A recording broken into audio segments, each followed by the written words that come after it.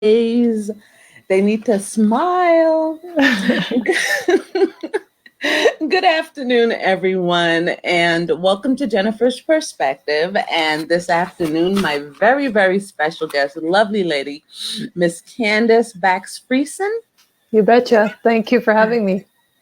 Am I pronouncing your name correctly? You got it bang on.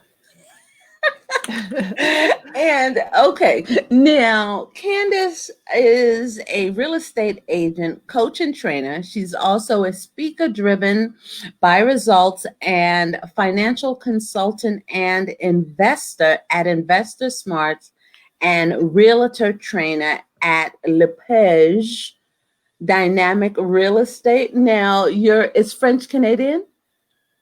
That name is definitely French. Yeah. So there's still a lot of French in Canada. So, and people say I sound French, but I'm not. Do you speak French? No, they're like in school, we were taught a little bit, like we have a French class, but I'm not fluent in French by any means. So I can say bonjour, je m'appelle Jennifer. And then I learned like a really bad phrase, like I can't say it on the air because anybody who understands French, they'll be like, isn't that how it always is? You learn like one basic thing and then you just go straight to like the profanity in any language. Well, I don't know why that is, but it happens. That's like the first thing that we learn. That is the first thing that we learn unless you're like in a school where you're taking like classes or something like that. Now, here's the thing. Tell us a little bit about yourself. You have such a beautiful smile, love the glasses, and you have the earbuds on. And tell us what it is as a financial consultant at Investor Smarts Realtor and Trainer. What do you do? Yeah, so I started as this nerdy kid when I was about 12, and I read personal finance books. And I think it was just like I came from an entrepreneurial background, and my grandparents were entrepreneurs and my parents. And I just thought, okay, I got to figure this money stuff out because everyone else kind of has this figured out and they're all hustling and working hard. So so I started reading books, and, my aunt was an accountant, and she was one of the few people in my family who went to post-secondary education at that point. And I just thought, yeah, that's what I want to do. I want to be a career woman. I'm going to just work hard. I don't need to get married, and I'm not going to have kids, probably. I'll just work. And you never say never in life. If I'm going to give you one basic tidbit you're going to take from this, it's going to say it's never say never, because now I'm married. I've heard that. Yeah. Married at 19 and have 4 kids and the whole bit. Really? So, yeah. What are their ages? 16 to 7. 2 girls, 2 boys. Wow. How are you doing with the pandemic? And what part of Canada do you live in? So I'm in Manitoba, which is right above Minnesota and North Dakota, right in the middle. So we're slow and steady, our economy, much like, the Midwest in the US. Agriculture background for our economy and things like that. So myself personally, real estate here is considered essential. In the States, it is as well. Because people still want to be able to buy and sell, and they don't want to have to do that alone, right? So anything related to real estate and lawyers and land transfer offices, all that kind of stuff is all open. So we've actually had a really busy year. Again, much of the States and Canada is in the same boat. Real estate is a very market-specific industry, so every market looks differently, but in general, it's been a really busy year. So interest rates are low and people are making moves. Now, would it be a good time to purchase property or to buy property now? I think that there's always deals to be had. So it just depends on your financial situation and kind of what you're looking to achieve. So, if you're looking to park money somewhere because you're not sure sort of where you want to go with things, or if you're nervous about the stock market or things like that, I think where you invest really it depends on what you're comfortable with. So some people will find a piece of land and they'll purchase that. Some people buy a vacation property and do the VRBO or Airbnb option. Some people buy investment properties, from a house to an apartment building. Everybody's got a different take on how they like to invest in real estate, which is kind of cool as well with that type of investment. Can I ask you a question? Like right now, the pandemic is taking a toll on a lot of people. And especially the real estate market, small businesses. What would be your forecast? What can I say? Your future forecast for real estate post pandemic? Yeah, so if you're talking about the commercial side of things, if you're going to buy a lease or purchase a building to run your business out of, Mm-hmm. I think that you're going to find that some people have really loved working from home. Other people are like, get me out of these four walls. I want to go back to work. I want to have work at work and home at home. And what I've been hearing a lot from business owners is that it's been really hard to have that cohesiveness. Mm-hmm. And so in the beginning, it's okay when everybody starts working at home. But it's really hard to train new people and to get the momentum and to have that cohesive group, which you need in any business to work well, to do that via Zoom, right? So, yeah, so I think that eventually we're going to just end up back to having offices and having in-person meetings again, because doing this is just not as people aren't really adapting to it really well. They need they need to people. Travel. Look, they need people, they need socialization, and they need diversity of space. Now, here's my question. What do you think the real estate market will look like post COVID-19 within, say, the next year and a half? Before COVID came, it was sort of forecasted that we were going to be going into a recession in 2020, irregardless of now a major pandemic, right? And so there has been a lot of upheaval, and it's going to look different. I don't know how different. If I had that magic crystal ball, that would be amazing. But I think that, there's talk of vaccines, and I think that that's giving people hope. So, if they said, we're not going to have a vaccine for the next 5 years, I think that would be a very different story than it looks like we're going to be rolling out vaccines next year. So I think that we can get through this, and we're going to go back to, nothing's ever the same after you go through anything, right? Life wasn't the same after 9/11. Life wasn't the same after the crash in 2008 and 2009. And this life won't feel the same after this either, right? Things change, but, we in general are able to adapt, and the ones who adapt the best after difficult times are the resilient ones that find opportunities and go after them. Now, here's my question to you. Do you think the real estate market or the prices of real estate will decline or will drop? Do you think? The markets are, because right now, really hot. Do you think so? Because I think the only thing that actually reduced their rates was the airlines at the beginning of the pandemic. Like, you can get on a plane and travel from here to here for under $100 from here to California. But now with the real estate, how do you think the real estate market will fare? Do you think that the prices will drop in real estate? I don't think so. We're on this ramp up right now, and coming in the States, coming out of the 2008 crash and 2009 crash, it takes quite a while for people to recover from that. And now the market was quite busy with real estate because people were now having a down payment again, and they were ready to buy a house again and all that stuff. So I think that that's just been continuing through this year. And Mhm. that's why people are still buying. There's still lots of construction happening. It's hard for us in Canada to find lumber because our lumber is all going to you guys in the States. And there's stuff like that, right?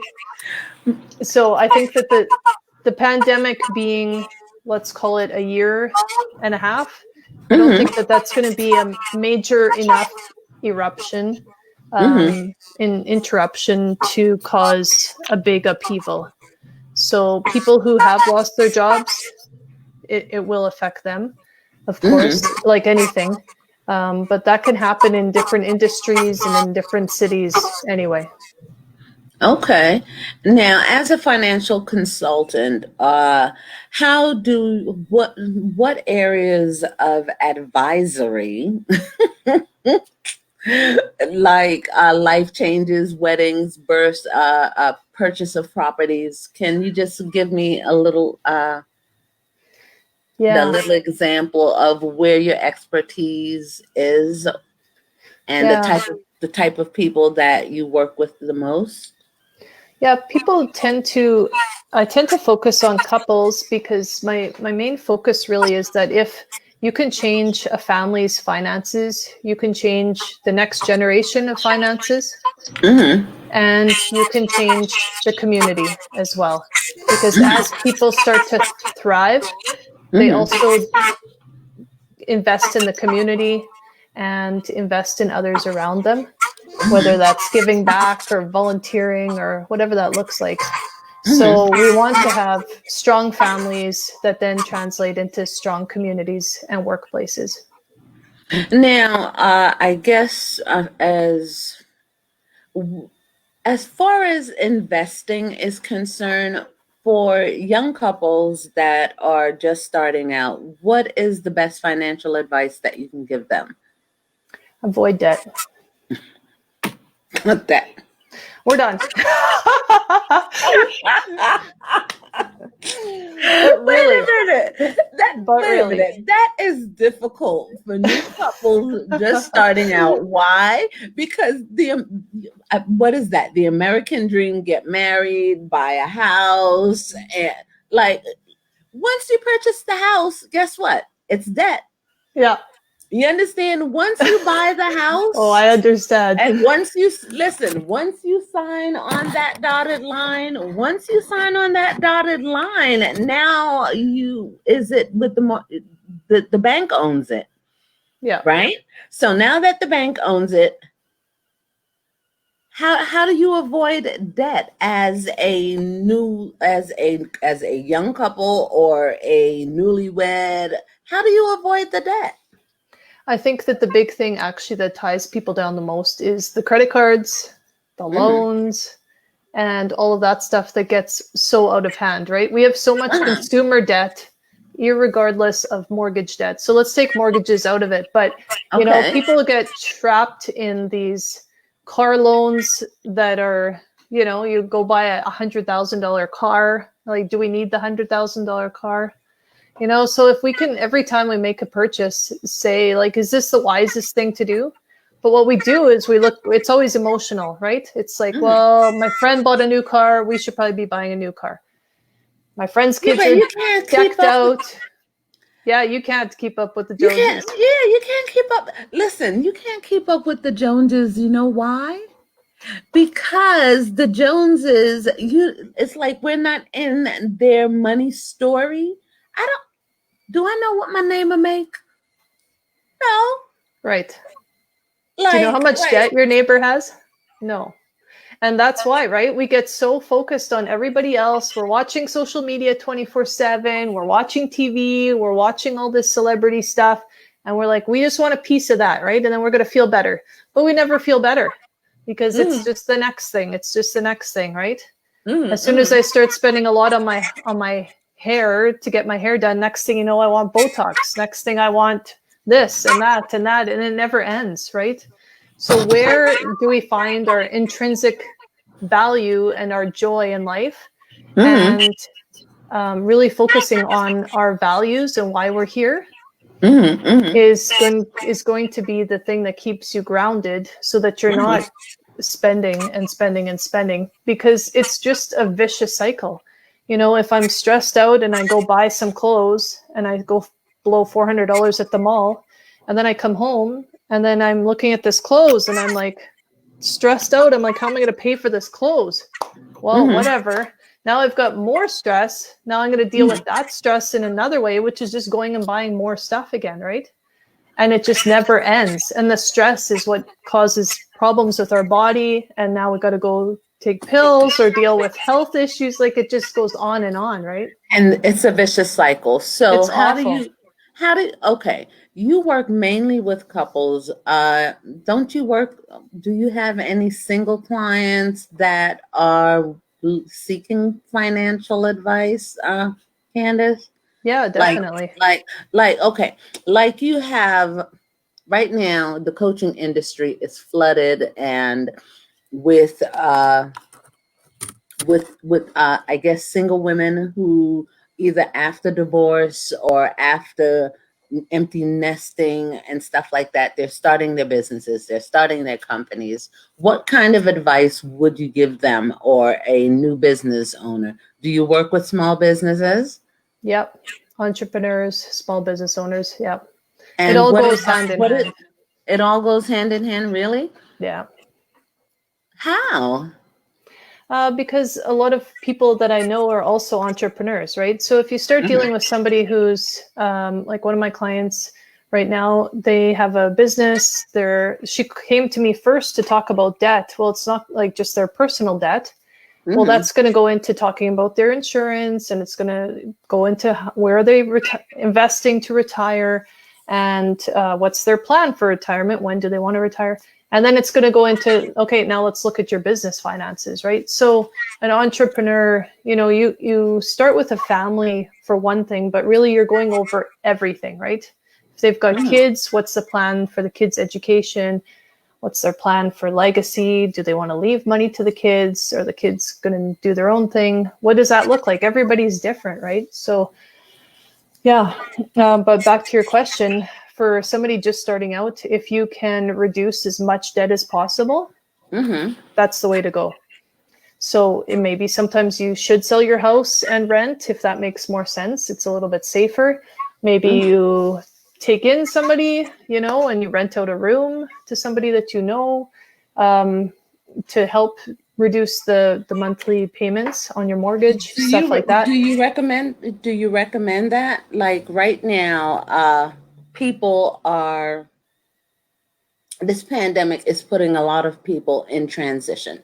Yeah. Now, would you recommend that homeowners who have the extra space rent out the extra space in their homes for additional income?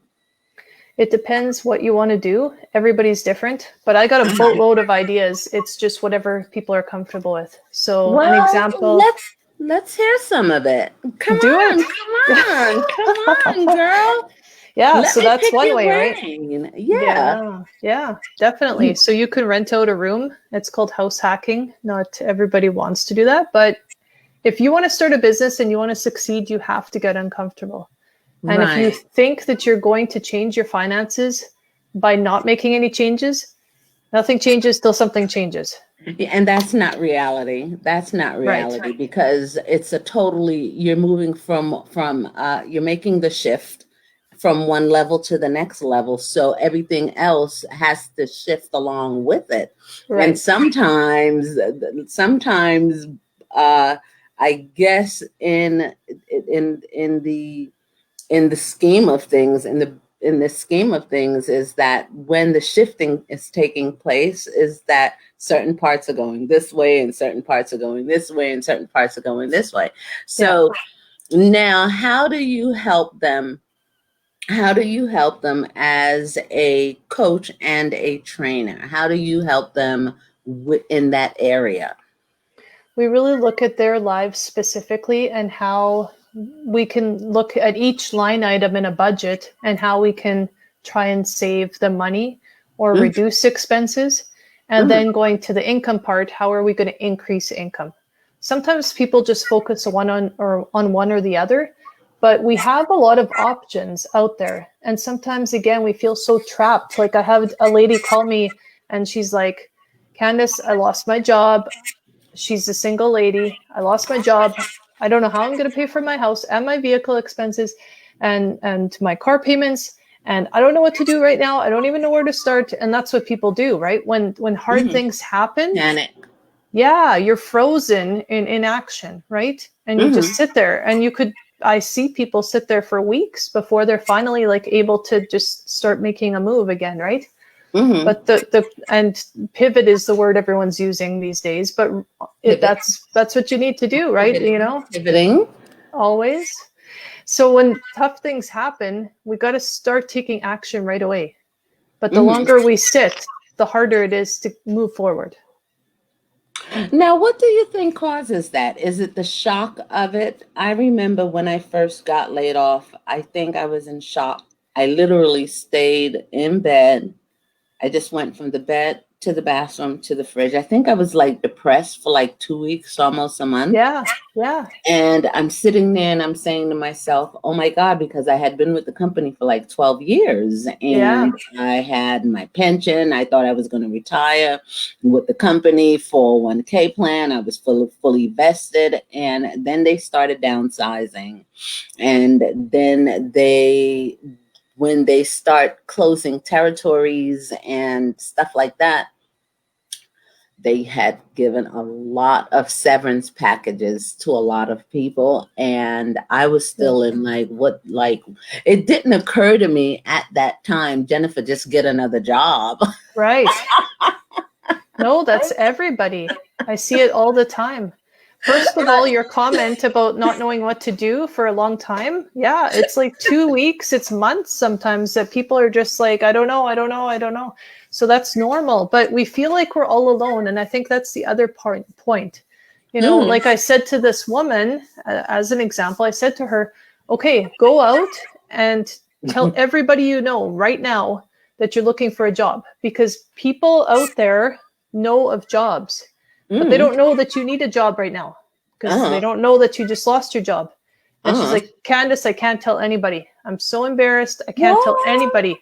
Yeah, but that's what we do, right? We get in our heads. So right away, if you can turn to somebody who you trust and get them to help you through those first few moves, that's crucial. And it doesn't matter if it's a job, it doesn't matter if it's death or divorce or any of these major life changes. You need people around you. And that's often the hardest time to get somebody to come alongside you, because you don't want to ask for help. But when you feel like you shouldn't, it's exactly the time when you need people to help you. And that is true. But who do you turn to when like you understand what I'm saying? Because most people, when there is a change in their finances, who do they turn to? When the pandemic first started, and I think they say that the 75% of Americans only had like 2, maybe 4 weeks of savings and saved. And like, okay, what do you do after that? That's why you got to make some quick moves. Now, here's the thing. What do you recommend? Do you recommend like, okay, people are going to go back to work. Do you recommend with the 401k plan, do you recommend them touching the 401k plan during the pandemic, like right now? Because people, this is a long time to be unemployed. And what do you recommend? So savings is the last thing that I would touch Once this, as much as possible, right? So I would try to do everything I can to decrease your expenses, increase your income. But if your back's against the wall, yeah, you need to dip into your retirement savings for sure. that makes sense because you have to save the mortgages. Are there any I guess emergency funds that outside of your own personal savings that people can have access to regarding within the government, like emergency assistance to help them to save the house, that to help pay off the debt and the mortgage payments and energy programs and stuff like that? Do they have Yeah. resources like that for them? Yeah, so in Canada, I'm not sure exactly what you guys have right now available, but I know in Canada there's a few different programs depending, if you're self-employed, if you're if you have a business, like if you've got an actual location, then they can help you with that. Some of our banks have also stepped up to say, you know what, we're willing to defer for 3 to 4 months. So there was many different programs in Canada that have kind of come out, and we're coming out in March, and now there's different ones that have just come out again. So there are different options, and you have to just keep looking at what's out there for you. But ultimately, I just sometimes think, how many times are we going to go through stuff before we're going to learn? We have to do what's uncomfortable, right? And so if you went through the 2008 struggle and you didn't set up the emergency fund, and now Mm-hmm. you don't have one, like there's some of these basic steps that we have to take. Mm-hmm. We can't go forward just spending money like it grows on trees, right? We have to have a budget. We got to work within the budget and be disciplined. Sorry? We have to be disciplined. We have to be frugal. We have to stay within the budget because that is the only way I think that you can't spend what you don't have. I've Right. noticed that when they opened up the country here in the United States, and where was I at? I think it was me, my mom, and my sister. We were visiting when they told us that we can start visiting each other, and me and my sister and my mom, we went to visit my other sister, and on our way visiting, the mall was open, and we looked at the parking lot and the amount of people that was in the mall. I'm saying, like, okay, where,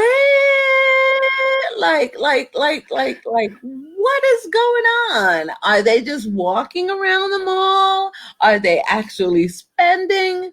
And I'm saying to myself now, is that like we're supposed to be saving right now, right? Yeah. Right.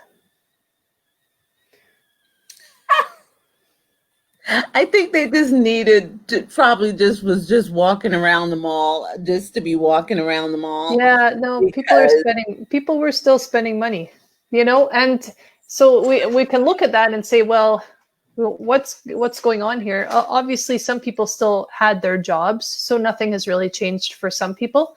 Some hmm people have come out ahead in the pandemic because they're not going out for drinks every other day, and that's what their lifestyle was. So they hmm have kind of pulled back, so that's a good thing. So it's not that everybody, was affected in serious ways, but ultimately, yeah, we've got to set up the systems, and that's again, nobody wants to do this stuff on their own. Like, why do people hire personal trainers? Because they know that with somebody else and with the accountability, they're just going to do what they need to do, right? hmm If hmm there's somebody waiting for me at the gym, I'm going to show up because I'm not going to have them call me and say, where are you? So we need to have that same accountability in different parts of our lives. That's the hmm financial piece, it's relationships, it's every part of your life, right? You got to have the accountability so you can lead the best life you can. Okay. And I think we have like another 5 minutes. Do you have any golden nuggets for us? Any advice for us? Do you have a program right now that you're currently offering that people can work with you? Yeah, I've got two main programs that I've been offering right now that I've been pushing a little bit more, and both related to the pandemic. So one of them is couples communication and money. So Mm-hmm. again, so often people struggle with, well, my husband thinks this about money. I can't change what he's thinking. So I guess this is just what life is. Mm-hmm. And again, instead of having somebody else facilitate the conversations, right? So Mm-hmm. many times marriages struggle because of money. So if we can get our heads wrapped around the money piece, then we've got healthier relationships, again, healthier families and communities. So Mm-hmm. that's the one program. And then the other one is 7 weeks to financial freedom. Mm-hmm. So it's not a long course. It's only 7 weeks, but it's enough time to set up some really good habits. Mm-hmm. So we just cover again all the basics of budgeting, going through, having those conversations, looking at the line items, seeing where you spend, but then Mm-hmm. also the why. So we need to really dig deep into the why. What's the emotional reason? What are you trying to fulfill? What are your fears and anxieties and all these different reasons that we spend money? Mm-hmm. Yeah. Now, and it is an online classes. Have you currently written any book or any books at the moment? I have a book coming out in spring and it's on mindset.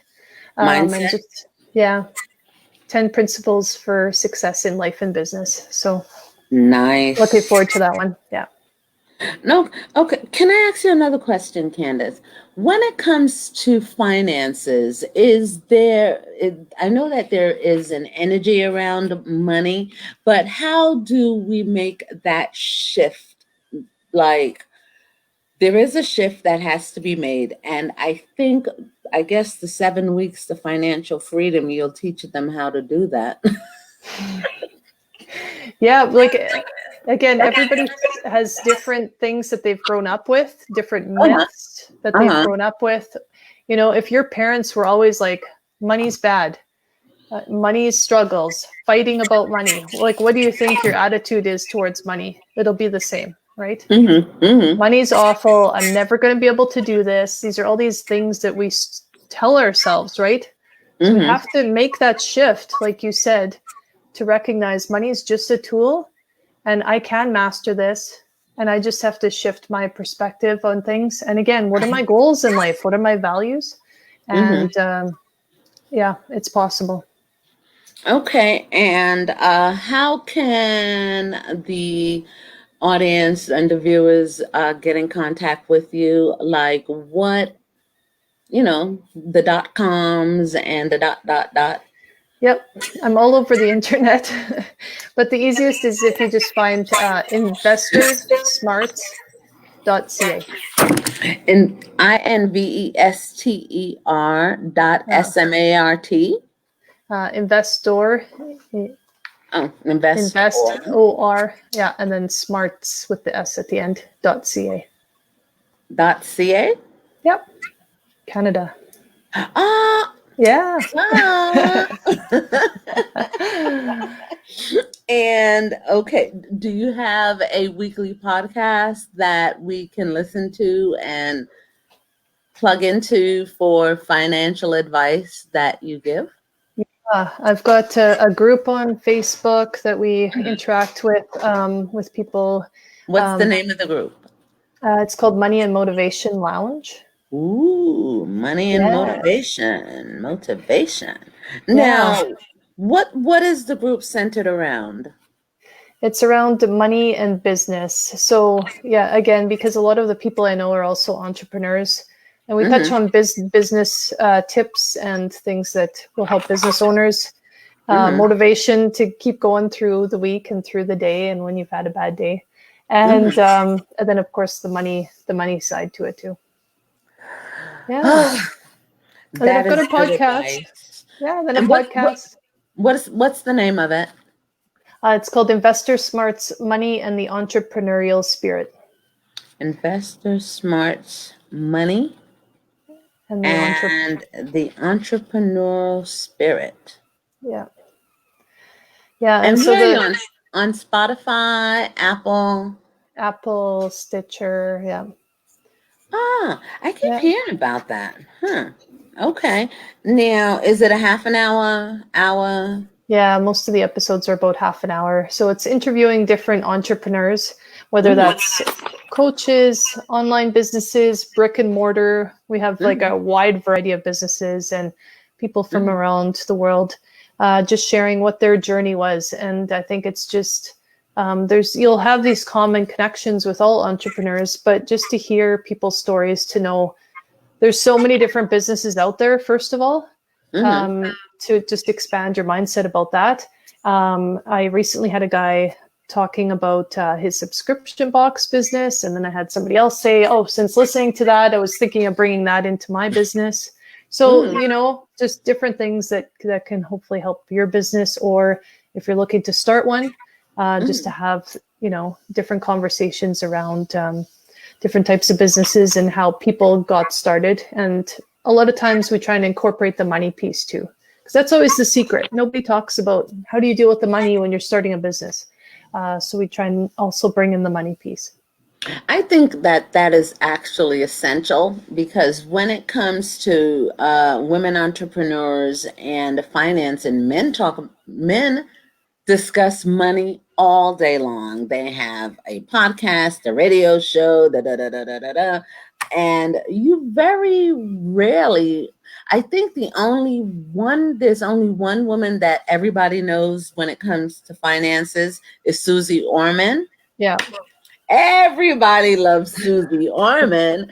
Everybody loves Susie, but how many other women out there that really discusses finances and money and these things that are important to women regarding a pension plan, savings, how to invest, where to invest, when it comes to even investing in property and real estate. I think women need to know this. Don't you think that? Yeah. There's so many times where women, especially, if they get divorced later in life and now they're, 50 or 55, they have a little chunk of money. They've maybe not worked very much or ever in their life, because that's sort of how it still was then. There wasn't a lot of necessarily two income families, but even if there was, it's like I've always had that other person to help me. And women are like that, right? We like to talk about things. We like to discuss before we make big decisions. And so once a woman is by herself, I see it all the time. It's like, I don't know what to do. And it's that frozen again, right? Whereas a guy will typically just go buy a home right away. A woman will typically rent, think about it, and then maybe 2 years later, we'll think about it. Maybe buying a house, right? But okay, So now here's my question. Candice, why do you think that is? Why do you think that is? Is it because that they don't have the information, or is it because it is the personality type, or is it because one's a male and one's a female and men and women think and operate differently? What do you say? What is your opinion? I think women want to have in general, women want to have things planned out. So they want to think about it more. They want to plan things more. And then women want to talk about it. Like it is what it is. Women want to talk. So, in a relationship, then you make that decision and you've talked about it and you go forward and you buy a house or you start a business or whatever. But as soon as the woman's by herself, then we struggle with getting going. Listen, that is so true. We have like a support group and we have a networking system, and let's talk about it. But I am to the point, I guess because I'm so action oriented. Yeah. Because I've been divorced, like almost 17 years, and I had to do everything for myself. And I don't have time to, unless it's something that is weighty and it's a really big decision or something like that. But other than that, I'm like, okay. Like when I'm like, what do you want to do? Can you make a decision? And then you have to wait for them to make the decision. And I think it is in the waiting that, like, can you make a decision? Like, can you decide? And my ex-husband was like that. Procrastinate the hell out of every damn thing. And I'm like, well, we marry the opposite of what we are. So if the male in the family was the decision maker and this is what we're going to do, then the woman was the one that just kind of went along with it, right? You obviously are talking about the opposite. You were the decision maker. He kind of went along with it, right? The So thing we is, married the opposite. the thing is, it wasn't like that. I allowed him to make the decisions because I thought that was what he was supposed to do. And then I let him make the decisions, and Here we I'm are. like, "You-" Yeah, it happens. listen. And I had to say to myself, like, okay, then. So now, and because I learned from that, I'll ask your opinion and I'll give you time to think about it. Like I'll 2 minutes. and I'll no, I will give you a reasonable amount of time to make the decision, and and I'll observe and see what it is that you're going to do. And I'm saying to myself, okay, you handle it then. You handle it.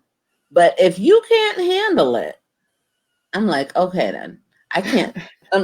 Like sometimes I sit and I have to wait for people to do something, and I'm saying to myself, I can't do that because by the time I sit and wait for somebody to make a decision, I could have done it myself, done a better job at it, and I could be saying to myself, because what I need information.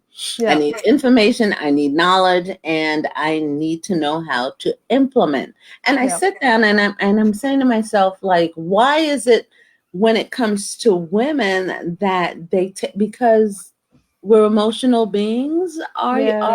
Are I we? think so. I think so. I was using an example lately on social media too, just sharing a story. But like, how often is it like, okay, I want to start a business, so now I try and find, let's just use money coaching. So I'm going to find other people who are doing money coaching. So I'm going to watch Susie and I'm going to watch Dave Ramsey and some of these other people. And oh, here's another one, and I'm going to watch them too, and I'm going to see what they're all doing, and I'm just going to kind of watch. But while I'm watching them live their life, be successful, I'm doing nothing, right? And so social media too can stop us from just taking action because it's this massive distraction of like, well, there's got to be more to it. I got to keep watching. I wonder what their secret is to being successful. Or they're just getting up and they're making the calls and they're making 10 times as many calls as you and they're just getting out there and getting it done, right? Yeah. So Whew. Are you good at sales, Candice? yeah, I'm pretty good. Yeah. You're funny. Okay, Candice. What is the secret to sales? Just tell me. Just get it done. Again, Just get it done. Just if get you, it done. And yes, if you think that, outwork your competitor, right? Outwork them. Yeah. you have Yeah. to. You have to. That is really good. Oh my God, I'm gonna keep your name on the list. If I And I was think told as a new realtor, when I was told, okay, you should maybe make 5 calls a day, I was like, you're telling me to make 5, I'll make 20, right? right, I'm right. just gonna work it. Yeah. And here's the thing. Okay, now some people say just make that call, and you have some people. I read something on LinkedIn where I guess they were in business and they didn't do like a sales thing where they weren't salesy. They just called everybody that they knew and just asked them how they were doing, and then they got like referrals, and for somehow they just ended up getting the business.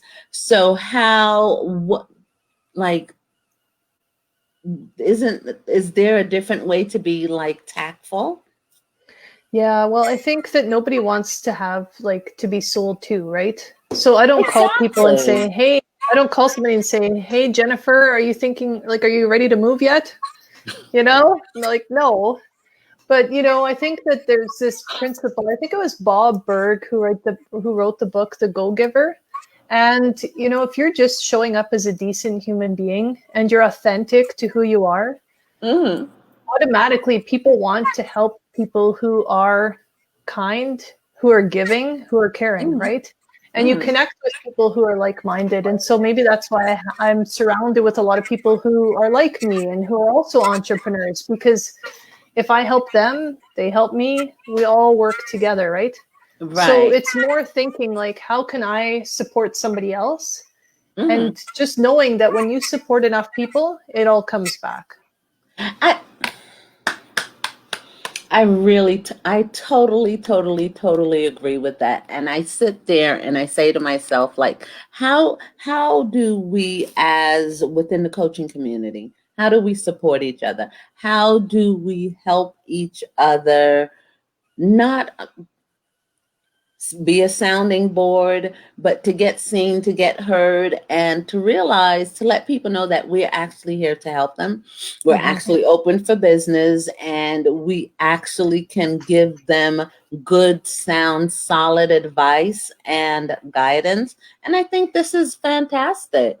I Mm-hmm. think, oh my God, Candice, oh yeah, do the work. I'm gonna have to listen to your podcast. Like totally, totally. I am. I'm gonna have to listen. Awesome. I'm gonna listen. I think I have someone that I'm gonna talk to the girls and see what they say, because I think you could probably be the fourth person. Because right now we're in the process of putting something together and we're trying to decide should who would fit in that mindset. And I think I'm going to send you her information, and Awesome. you and Susan chit chat. You both have strong personalities, and I'll send you Laura's information, and we'll be on another call on next week. And if you and them kind of, flow really well, I think that you could be the fourth person to this team that we're building, That's awesome. because we really, really need good sound advice. But I think to help and support women in business, I think we need somebody to help with the numbers and to give the coaches, like Susan is a business coach, and she's strictly business, Mm-hmm. strictly focused. But I think you would be the other person that we need to help, not only myself, but the listeners and people that would be joining within that community, to Mm-hmm. help to get them laser focused when it comes to their money and their finances. And I Yeah, think this would be fantastic. sounds exciting. You got lots in the go there. you listen, come on. Like, how we have to we some of the stuff that comes into my brain, if I can just implement everything that I think of, but Yeah, I can't start one project until I have like succeeded at the other project. yeah, You that's know, so like, important. look, I can't like have too many things incompleted. So I'm saying to myself, okay, then this is actually really good. And I think we'll speak after the Yeah, show, and let's see. sounds fun. Because she's like, don't spend the money, Jennifer. Save, save, save. Don't spend the money. Don't do this. And I think that is what people needs to hear. Yeah. People need to hear Remember when you were a okay. kid? Remember when you were a kid and you're like, Mom, I want that. And she's like, no. And you're like, okay. And then when we become adults, we don't have that person to tell us no. And if you don't have strong, like, self control, it's hard. It's hard. None Yes. of this is easy. So just get somebody on your side to help you, right? We don't have to do this alone. And I can honestly say that self-discipline is a factor. Yes, when it comes to budgeting, when it comes to overspending. You have to really be disciplined. Yeah. And I think that I think you can just shoot straight and say, okay. That's what people like about me. It's true. I've heard that before. Do you have any other words for us, Candace? Just take it one step at a time. And, everybody stumbles along the way, honestly. Uh-huh. So don't be too hard on yourself, but just get back up and keep going. Keep Mm, working at the goals that you have, and you will accomplish them. It's one step at a mm. time. One step at a time. How long have you been in business? I was been a realtor for about 14 years and doing the money coaching for about 4. Okay. And now with I guess that entrepreneurial spirit is it's been passed down from generation to generation to generation. So do you encourage women, I guess, to really become entrepreneurs or I think it depends again on the person. I don't think everybody's meant to be an entrepreneur. Mhm. It's not easy, right? People think, oh, that looks so easy. But It's when they not. become an entrepreneur, then it's like, like I've got to put in all these hours. I thought you guys people just call and this all works out, right? No, And it doesn't work it's like that. so hard, right? And it's not for everybody. So, Mhm. yeah. Do you have the savings ready just in case it takes longer than you expect? Because everything takes longer than you expect and it's more expensive than you think, always, right? Mhm. Have you done the planning? Have you done a business plan, just to be able to think through, the different things in your business? So, yeah, there's a lot involved for sure. Now, when it comes to starting a business, do you recommend that they start on a shoestring budget, or do you recommend that they do a small business loan? I guess or do seed funding, crowdfunding. It depends on what the type of business or. Mm-hmm. Yeah. Um, Yeah, and I think so many people, and we're part of the same group on Facebook that's run by Haley Gray. And what I really love about her is that she sort of has the same message of like, don't go spending all this money. Like, it's so easy to spend because everybody's like, take this course and you'll learn, and then take this, and then you need this type of software, and you need this, and it all adds up, right? mhm, So that's what I love about her, is that she's always preaching about like, don't spend too much when you're getting started. And it's sort of the same thing as when you're 18 and you go take out all this debt.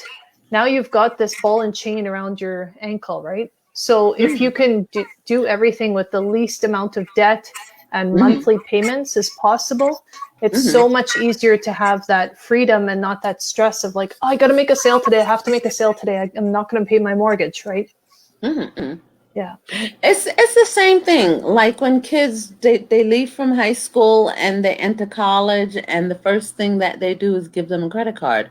I'm Yeah. like, okay, how are you going to give a kid in college credit that doesn't have a job? Yep. We're setting them up for failure, and nobody is the credit cards. That's a wild west.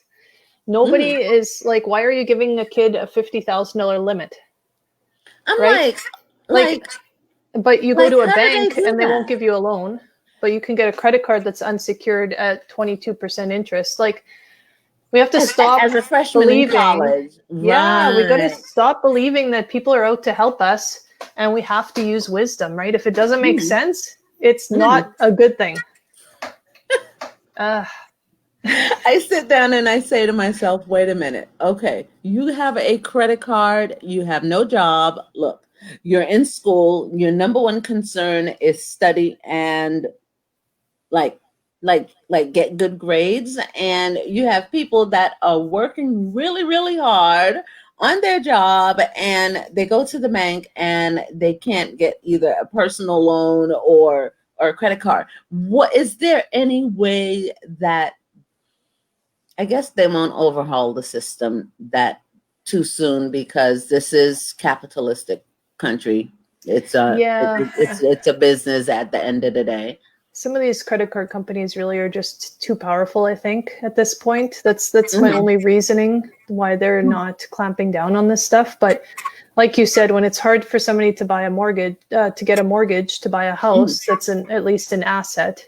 Mhm. But you can go get an unsecured credit card for 50,000 to go blow on dumb things that you have nothing to account for at the end, and you'll never get out of that. Not easily. I'm not saying Oh, never, but no, no, it's hard to pay off like massive credit card debt, right? no. So Now, do you think that when people, I guess, when they're in college, outside of the college tuitions and everything else like that, why do you think, is it because of those credit card debts that they had accumulated during those 4 years or 8 years of school that they got from the credit card company without having a job? yeah, or it's car loans or whatever they're taking out, right? Uh, But uh. yeah, but when the credit is so easy when they're young, it's I don't know. That wasn't me when I went to school, but Here's another question. Do you believe that young people should learn about finances in high school or junior high school? Do you think that we should teach our young people before they get to college, like about money and the being responsible about money? Do you think that they should start learning that at a young age, or find yeah, out when they get their student loan bill or something like that? I recommend that parents start at age 3 and 4 with kids. You Mm-hmm. have to start before they're teenagers. When they're Mm-hmm. teenagers, they don't really care about you anymore and they don't care about listening to you. So, and then you can get them back on your side when they're like about 28 or 30. But by then, there's a lot of damage. You Let me tell have you to start something. when they're 3 or 4. Listen, let me tell you that when they're teenagers, they don't even want to give their mama a hug or a kiss. They be like, real, like for real. And then you get them back after they graduate or when they finish college, and they're like, okay, I'm still trying to find a job. I got to move back home. But how does that happen? Now they can understand at the ages of 3 and 4. What do you start teaching them? About giving, Okay. about the value of hard work, Mm-hmm. and teamwork is really important. So when my kids were really young, then I started with okay, and they're very eager at that age, so it's quite easy actually. So you can help with the dishwasher, that's your job. And when they're Mm-hmm. done, it's like, good job, you did this. And they're Mm-hmm. very proud, right? And so it's teaching those lessons of you work hard and you get rewarded. And it's Mm-hmm. not money at that point, right? It's the words and that sort of thing. And you're Another, teaching them responsibility. You're yeah, teaching them responsibility, yeah. that you should give children responsibility to pick up their toys, to put their toys away, and to give and to be generous. Hmm. And it starts at that age. Now, when it comes to finances, do you teach them to save as well? Open up a little checking account, a little piggy bank, or something like that? Because I Yeah, think that would be like really, that is when they should start learning about money. yeah. Yeah, and you know what? It's just like anything with kids. It's like disciplining or anything. Hmm. How they treat money and their attitude towards money Hmm. is very different with each kid. So you Hmm. could have one child who's, an example just within my own family. We went out for Mother's Day um, brunch and we went to a restaurant. This was a couple of years ago. My one Hmm. son wanted to order the king crab and steak, and the other son was like, we shouldn't even be here. Like, we can go get a hot dog for $1 somewhere. So we have different money Different attitudes. different mindset, different thinking patterns. Okay. within the same family. And that's the same thing again, right? We all have different mindsets and attitudes towards money and different money personalities. And part of learning about yourself is learning your money personality and your spouses or whoever's in your family and how you're going to work together with that. So my son, who is a big saver, the hot dog one, he also needs Very to learn. frugal. Yeah, he also needs to learn how to spend money and not save every little thing. And the other one's he doesn't need to have king crab and steak every day. Like, you better have a good job, buddy. So it's working with what the personality of the child is. Oh my God, this is really good. And I think that would be it for today. But when it comes to young entrepreneurs just starting out, just starting their own businesses, and just getting into that, where do I start? What do I do next? How do I handle the finances? How do I separate my personal expenses from the business expenses? Should I get a CPA within the first year? Like, should I register with the government? Like so many things that they need to that I think that they need to know that they don't really understand. And I think that the advice that you would give them during the 7 week classes. Do you have anything else to offer? Those are my two main ones right now. I've got two other courses that are underway. One is sort of like a 1 year where you go through the whole thing. And again, it's setting up those really good habits and having someone walk alongside you for a whole year. But yeah, so these are the two right now. Oh my God, I think that would be really good. Mm-hmm. I think that would be good because it takes if people say it takes like 21 days to break a particular habit, but I think it takes a little bit longer when it comes to certain things and certain habits that are. I'm an Altoid person, and I think I should have purchased stock in Altoid. That is how much I love Altoids. And I'm saying to myself, like, now is the time, like, to break certain habits and stuff like that. Right. Now, when it comes to finances, I think that 1 year program, and you walk along with them, and that means that you're holding them accountable to develop new habits, especially when it comes to spending and investing. Awesome. Yeah, and there's lots of moving parts sometimes. Like you said, you're dealing with kids, you're dealing with a couple, and then they've got a business. So it can take longer because you've got a lot of people that you're dealing with, right? Your little life team in your house, and you've got your business and changes that you're going to maybe make to your business. So there's lots involved. It takes time, but it's always worth the investment. Well, when you're working on that now, right? Right, Candice? You're doing that now, correct? So now that you're doing that now, come back and tell me, like, Jennifer, my new program is completed, and this is what's going on, and the book is already completed as well, because I think that you should, like, have a workbook to go along with the investments where they can actually. Yeah, the course is being written. That's where we're at right now. The course is being written, the 1 year one. So. Oh my gosh. And then I think that's it. What is the name? The name of the Facebook group is Money and Motivation and Business. Money and Motivation Lounge.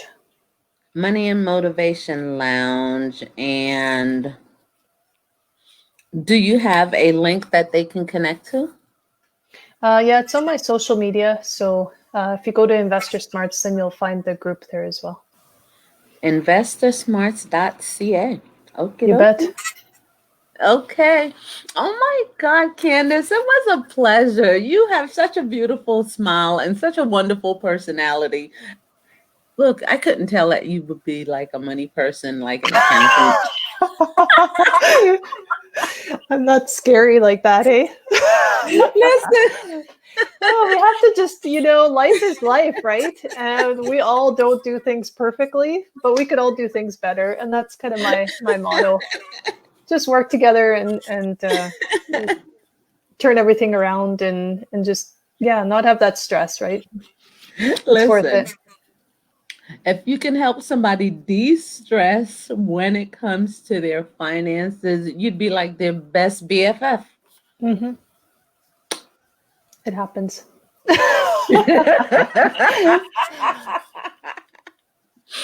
Okay then. All right, Candice. Listen, I think I have another appointment. I'm gonna send you a copy of the link, and I'll touch bases with you, and I'll send you the information, and let's see. We'll speak after. Sounds Okay. good. Yeah. Take care. You too, Thank Candice. you. Have a good day. Thanks.